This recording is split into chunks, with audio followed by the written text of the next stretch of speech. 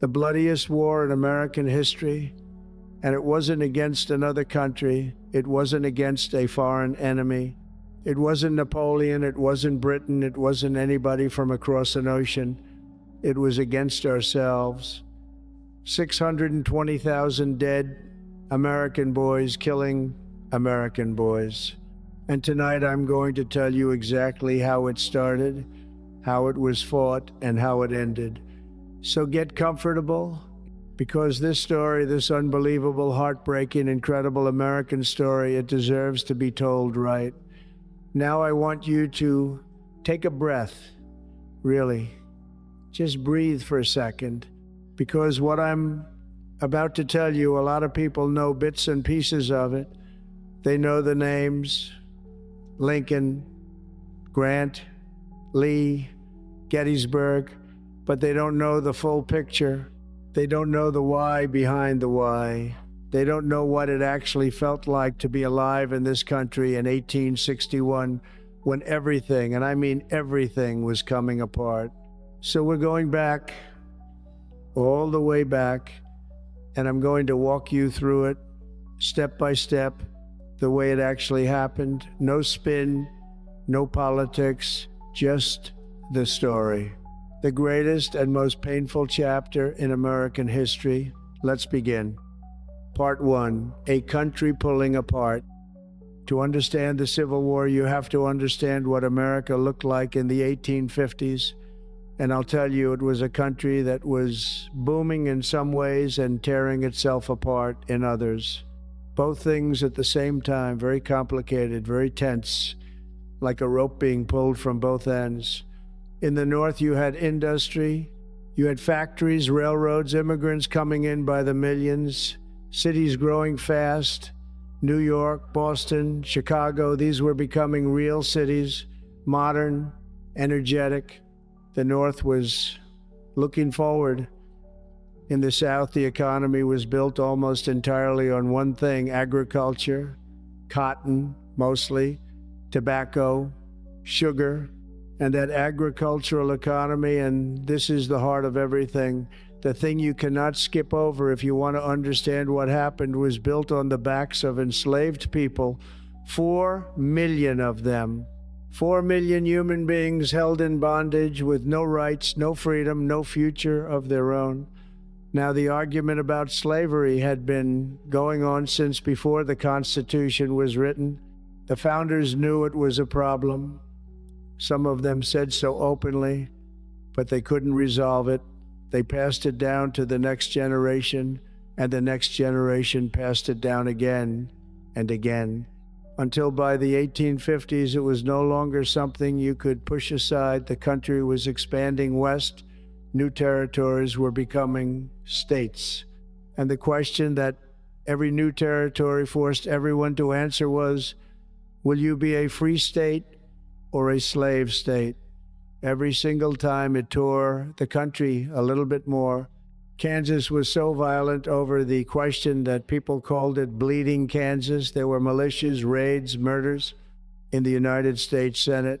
A congressman beat a senator unconscious with a metal cane on the Senate floor. On the Senate floor. That's how bad it had gotten. And then came the election of 1,860. Part 2, Abraham Lincoln, and the breaking point. Abraham Lincoln. Now there's a man. Tall, awkward, self-educated. He taught himself law by reading books borrowed from neighbors by firelight. He grew up in a log cabin in Kentucky. Poor doesn't even begin to describe it. And this man became one of the greatest presidents, maybe the greatest, some people say that, very smart people in the history of the United States. Lincoln ran for president in 1860 as a Republican. The Republican Party was brand new, only 6 years old, and their position on slavery was clear: no expansion of slavery into new territories. Lincoln himself said he didn't plan to touch slavery where it already existed, but the South didn't believe him. Or maybe they believed him and decided that even that was too much. Lincoln won the election. He didn't even appear on the ballot in most southern states, And before he was even inaugurated, before he had taken a single action as president, South Carolina voted to leave the Union. They called it secession. Then Mississippi left, then Florida, Alabama, Georgia, Louisiana, Texas, one after another like dominoes falling. They formed their own country, the Confederate States of America. They wrote their own constitution. They elected their own president, Jefferson Davis of Mississippi, and they made absolutely clear in their founding documents that the preservation and expansion of slavery was the central reason for their existence. This wasn't ambiguous. They said it plainly. Lincoln was in an impossible position. If he let the South go peacefully, the United States was finished. The whole experiment, democracy, self-governance, the idea that a free people could hold a country together by choice was over. If he went to war to force them back, he was sending Americans to kill Americans. There was no good option. There was no clean answer.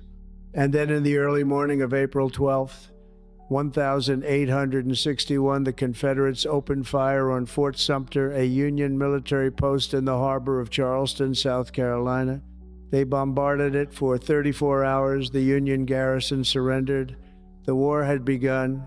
Here is something that surprises us every single time we look at our numbers. More than 90% of the people watching this video right now are not subscribed. 90%. We are in the middle of telling the story of how this country nearly destroyed itself and somehow found a way back. That story belongs in front of every American who still believes this nation is worth understanding, worth remembering, worth fighting for. Subscribe to the channel, hit the bell, share this with one person tonight who loves American history. Now let's continue. Part 3. Both sides thought it would be short.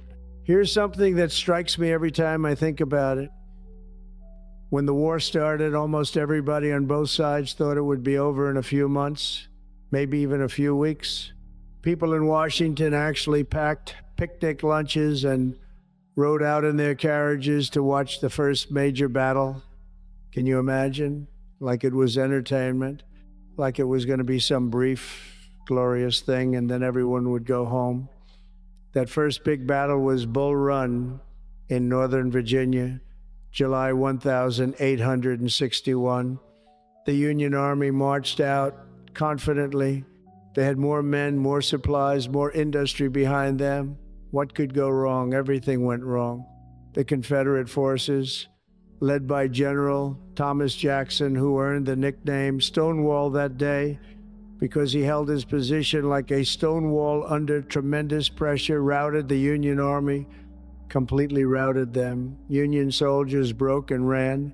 Civilians who had come to watch fled in their carriages, tangled up with retreating soldiers. Total chaos all the way back to Washington. Lincoln understood immediately this was not going to be short. This was not going to be clean. He called for 500,000 more troops. And he started looking for generals who could actually win. Because finding the right general that turned out to be one of the central challenges of the entire war, Lincoln went through general after general in the early years. George McClellan, brilliant organizer, beloved by his troops, absolutely paralyzed when it came to actually fighting. McClellan built a magnificent army and then refused to use it.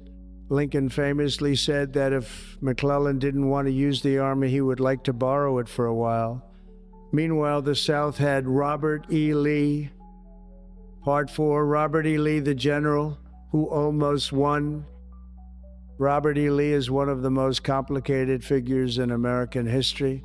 And I mean genuinely complicated, not complicated in the way politicians say things are complicated when they don't want to take a position. Actually, deeply morally complicated. Lee was, by almost any measure, the finest military mind of his generation. He graduated second in his class from West Point without a single demerit in 4 years, not one. He served with distinction in the Mexican-American War. Winfield Scott, the general who commanded U.S. forces in that war, called Lee the finest soldier he had ever seen. When the war started, Lincoln actually offered Lee command of the entire Union Army. He offered it to him, and Lee turned it down. He said he could not draw his sword against Virginia, the state where he was born, the state where his family had lived for generations.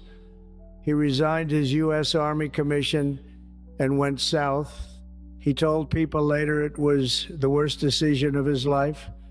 And then he proceeded to nearly win the war for the Confederacy with an army that was almost always outnumbered, outgunned, and undersupplied. Lee was a genius at aggressive, audacious tactics. He would split his army in the face of a larger enemy, which every military textbook says you should never do, and attack from unexpected angles and achieve results that were almost impossible to explain. The 7 days battles, Second Bull Run, Fredericksburg, Chancellorsville, where Lee, outnumbered 2-1, pulled off what many consider the greatest tactical victory in American military history. But Chancellorsville also brought one of the war's most devastating losses. Stonewall Jackson, Lee's best general, his right arm, the man he trusted above all others, was accidentally shot by his own troops in the confusion of a night battle. He died 8 days later. Lee reportedly said, "I have lost my right arm," and then Lee made his greatest mistake. Part 5. Gettysburg, 3 days that decided everything. July 1863, Lee decided to take the war north into Pennsylvania. His army was hungry, his men needed supplies, and he believed, and this was his grand strategic vision, that if he could win a decisive victory on northern soil, the northern public would demand peace. England and France might recognize the Confederacy. The war would end. The two armies stumbled into each other near a small Pennsylvania town called Gettysburg, almost by accident. A Confederate unit had gone into town looking for shoes, and the Confederate Army was always short on shoes and ran into Union cavalry. And within 48 hours, 200,000 men were converging on this quiet town that had never asked to be in the middle of anything. Day one, the Confederates pushed the Union forces back through the town. It looked like another Confederate victory was coming. But the Union troops retreated to high ground south of town, Cemetery Ridge, Cemetery Hill, and dug in high ground, the single most important terrain advantage in 19th century warfare. Day 2, Lee attacked both flanks. Fierce, unbelievable fighting. A place called Little Round Top, a rocky hill on the Union left flank, nearly fell to Confederate forces. If it had fallen, the Union line would have collapsed. It was held by the 20th Maine Infantry, commanded by a college professor named Joshua Lawrence Chamberlain, who had never fought in a battle before the war. His regiment ran out of ammunition, so he ordered a bayonet charge, downhill offensive action when common sense said to retreat. It worked. The attack was broken. Little Round Top held. Day 3, Lee made his most controversial decision. He ordered a frontal assault directly against the center of the Union line on Cemetery Ridge. 12,500 Confederate soldiers stepped out of the tree line and walked nearly a mile across open fields into Union artillery and rifle fire. It was called Pickett's Charge, named after General George Pickett, one of the commanders. Pickett's division was nearly destroyed. More than half of the men who made that charge were killed, wounded, or captured. When the survivors came back, Lee rode out to meet them. He said, "This is all my fault. This is all my fault." The Battle of Gettysburg was over. 51,000 casualties in 3 days. More Americans killed in 3 days in a Pennsylvania farm town than in any battle in any war before or since on American soil. And the Confederate Army never again launched a major offensive from Gettysburg forward. Lee was on defense, and there was something else that happened that same week. something most people don't know was connected. Part 6, Vicksburg, Grant, and the River. On July 4th, 1863, the day after Pickett's charge, a Confederate fortress city called Vicksburg, Mississippi, surrendered to Union forces under Ulysses S. Grant. Now you have to understand what Vicksburg meant. The Mississippi River was the central artery of the Confederacy. Whoever controlled the river controlled the flow of men, supplies, food, everything. Vicksburg sat on a high bluff overlooking the river. It was so well defended that previous Union attempts to take it had all failed. Grant had besieged Vicksburg for 47 days. The Confederate garrison was starving. Citizens were living in caves dug into hillsides to escape the constant shelling. They were eating mule meat, rats, anything they could find. When the city finally surrendered, Confederate General John Pemberton asked Grant what terms he was offering. Grant's reply became famous: unconditional surrender. People started saying U.S. Grant didn't stand for Ulysses S. It stood for unconditional surrender. With Vicksburg, the Union controlled the entire Mississippi River. The Confederacy was cut in two. Texas, Louisiana, and Arkansas were effectively separated from the rest of the Confederate states. Lincoln wrote, "The Father of Waters again goes unvexed to the sea." Lincoln had found his general. He promoted Grant to command of all Union armies. Part 7, the Emancipation Proclamation and what it changed. I want to go back for a moment because there is something that happened in between all this fighting that changed the entire meaning of the war, and it happened in September 1862. Lincoln issued the Emancipation Proclamation. He declared that on January 1st, 1,863 all enslaved people in Confederate states in rebellion against the United States were to be considered free. Now, the practical reach of the proclamation was limited at first. It only applied to Confederate states where the Union had no actual control. Lincoln couldn't free enslaved people in loyal border states because he needed those states to stay in the Union. Critics then and since have pointed this out, but that misses the larger point entirely. The Emancipation Proclamation transformed the war. Before it, the war was about preserving the Union. After it, the war was also officially, undeniably about ending slavery, and that had enormous consequences. It made it virtually impossible for Britain or France to recognize the Confederacy because both countries had already abolished slavery and their populations would not support a war that was now openly on the side of it, and it opened the door for African American men to enlist in the Union Army. Nearly 200,000 black soldiers would serve before the war was over. They fought in segregated units under white officers for lower pay than white soldiers, and they fought with extraordinary courage and distinction. At Fort Wagner, South Carolina, the 54th Massachusetts Infantry, one of the first black regiments in the Union Army, led a frontal assault on a heavily fortified Confederate position. They were cut down in terrible numbers. Their commanding officer, Colonel Robert Gould Shaw, was killed, but they pressed forward, and the country watched. These men were fighting for their own freedom, and everyone who saw them understood that. Part 8, Grant, Sherman, and the end.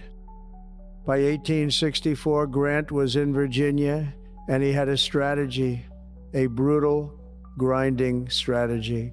He would move on Lee's army, and he would not stop. Every other Union general had fought Lee, gotten bloodied, and pulled back. Grant refused to pull back. The Overland Campaign, the Wilderness, Spotsylvania, Cold Harbor was some of the most savage fighting of the entire war. Grant's army took horrific casualties. At Cold Harbor, 7,000 Union soldiers fell in less than an hour. The Northern press called Grant a butcher. Lincoln received letters demanding he fire Grant. Lincoln refused. He said, "I can't spare this man. He fights." Grant kept moving.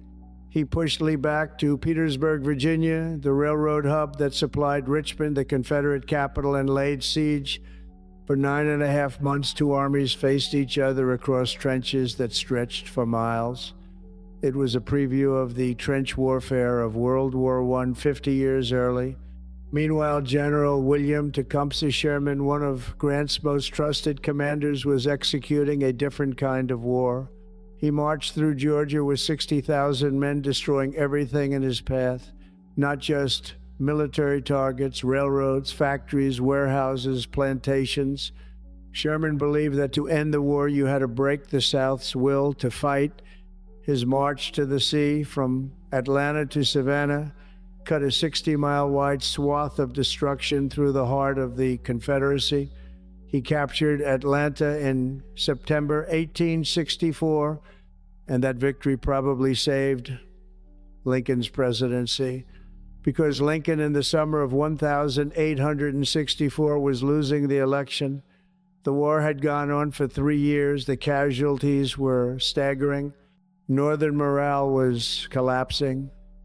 The Democratic candidate, George McClellan, Lincoln's old general, was running on a peace platform, and Lincoln privately believed he was going to lose.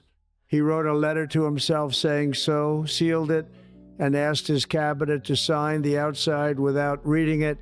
Then Atlanta fell, and the mood of the country shifted overnight. Lincoln won re-election in November 1864 by a comfortable margin.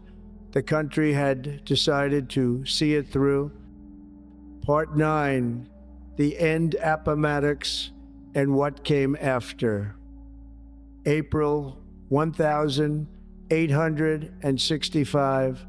Grant finally broke through the Confederate lines at Petersburg. Richmond fell. Lee's army, starving and exhausted, tried to escape westward. Grant's forces pursued, cutting off every route. On April 9th, 1865, Lee sent a message to Grant he wanted to meet. They met at a farmhouse in a small Virginia village called Appomattox Courthouse. Lee arrived in his finest dress uniform with his ceremonial sword. Grant arrived in his field uniform, muddy from the road. He later apologized for his appearance.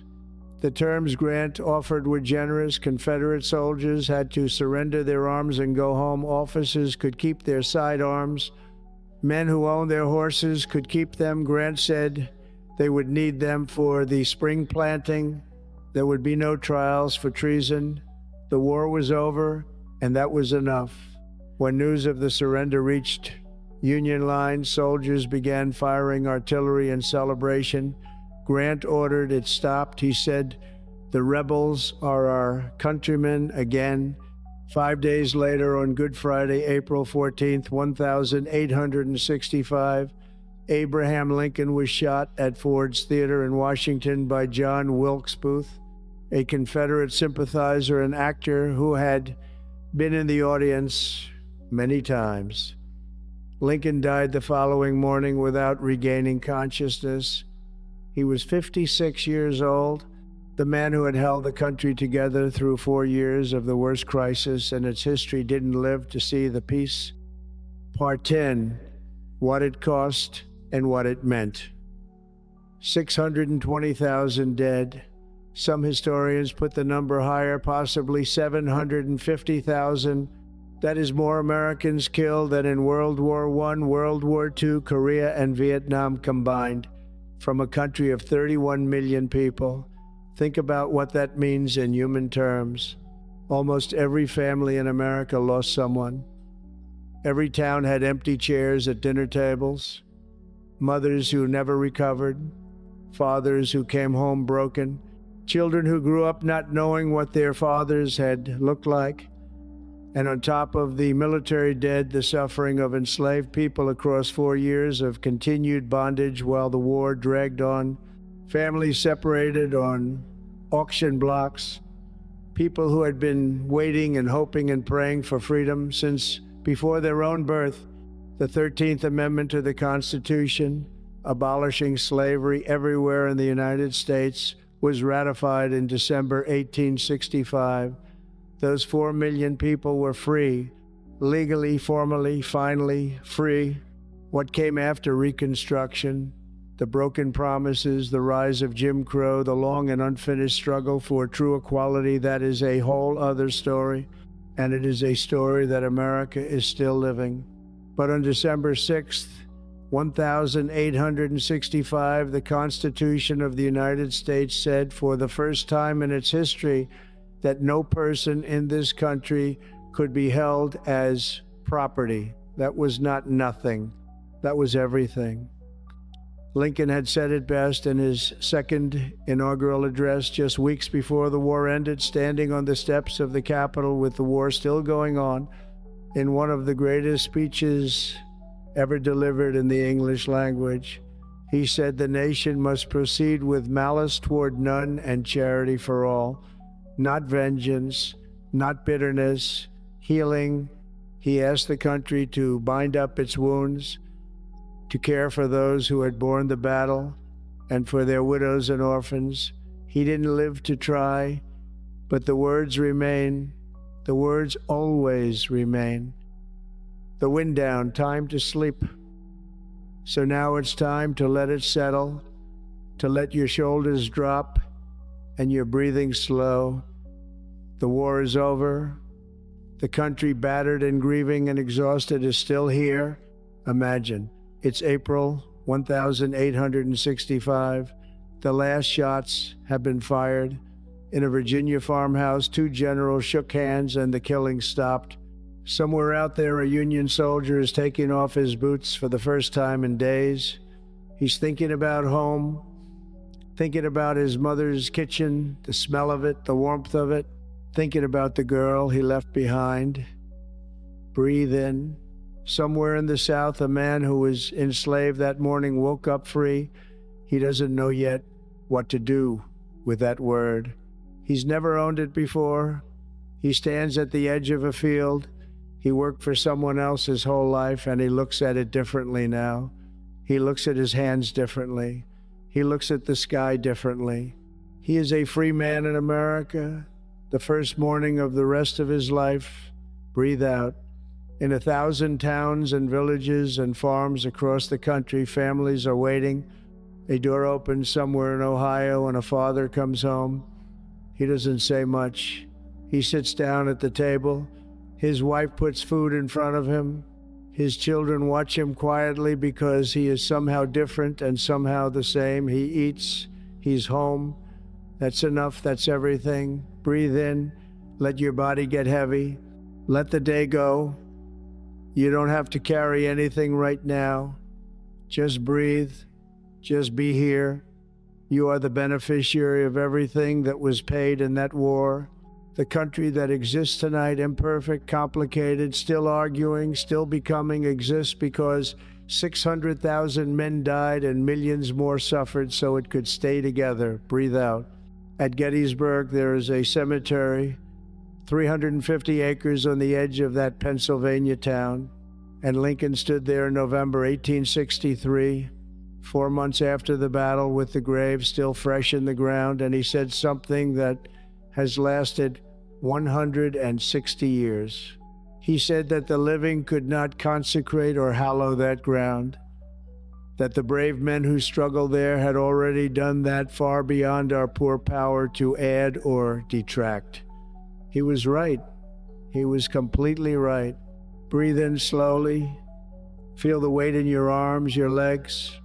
You are drifting now very comfortably, very gently down into a deep and peaceful sleep.